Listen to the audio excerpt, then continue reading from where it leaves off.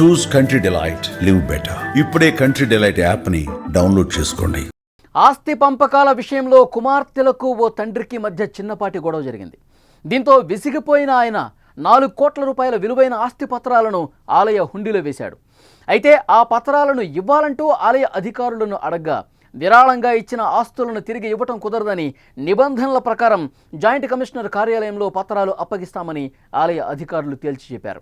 అయితే ఇంతకు ఆ ఆస్తి ఆ అమ్మాయిలకు దక్కుతుందా లేక అమ్మవారికి చెందుతుందా? దీనిపై న్యాయస్థానం ఏం తేల్చబోతోంది? ప్రస్తుతం ఇదే తమిళనాడులో హాట్ టాపిక్గా మారింది.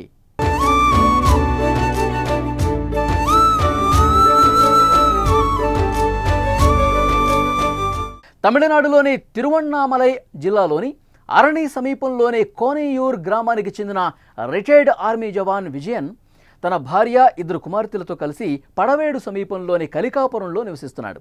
2 కుమార్తెల్లో ఒకరైన కస్తూరి ప్రభుత్వ పాఠశాలలో ఉపాధ్యాయురాలుగా పనిచేస్తున్నారు. మరో కుమార్తె శుభలక్ష్మి వైద్యురాలుగా ఉన్నారు. కొన్ని నెలల క్రితం తండ్రి విజయన్కి కుమార్తెకి మధ్య ఆస్తి పంపకాల విషయంలో వివాదం ఏర్పడింది.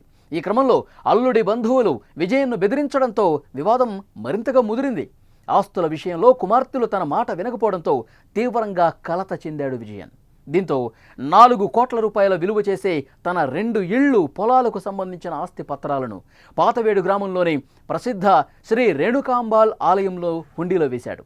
తన ఆస్తి మొత్తం ఆలయ ఖజానాకు చెందుతుందని ప్రకటించాడు. తాను కష్టపడి ఆస్తులను సంపాదించానని, కానీ తన కుమార్తెలు ఆస్తి విషయంలో తనను బెదిరింపులకు గురి చేస్తున్నారని ఆవేదన వ్యక్తం చేశాడు విజయన్. అందుకే తన ఇష్టపూర్వకంగా ఆలయానికి తన ఆస్తులు ఇస్తున్నట్టు ప్రకటించాడు. అయితే ఈ విషయం తెలుసుకున్న విజయన్ కుమార్తెలు తమ తండ్రి హుండీలో వేసిన ఆస్తి పత్రాలు తమకు ఇవ్వాలంటూ ఆలయ అధికారులను సంప్రదించారు.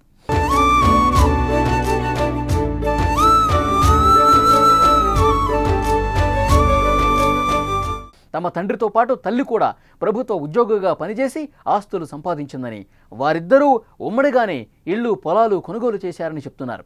తమ తండ్రి మానసిక పరిస్థితి సరిగా లేకపోవడం వల్లే ఆలయ ఖజానాకు తమ ఆస్తులు ఇచ్చారని చెప్పారు. తిరిగి వాటిని తమకు ఇవ్వాలంటూ తమ భర్తలతో కలిసి అధికారులతో వాగ్వాదానికి దిగారు.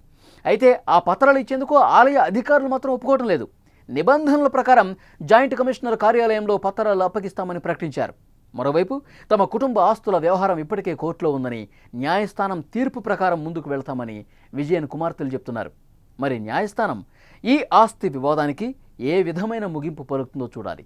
ఏది ఏమైనా కుమార్తెలపై కోపంతో ఆలయానికి 4 కోట్ల రూపాయల ఆస్తులు రాసిచ్చిన వ్యవహారం తమిళనాడు రాష్ట్ర వ్యాప్తంగా ఇప్పుడు చర్చనీయాంశమైంది.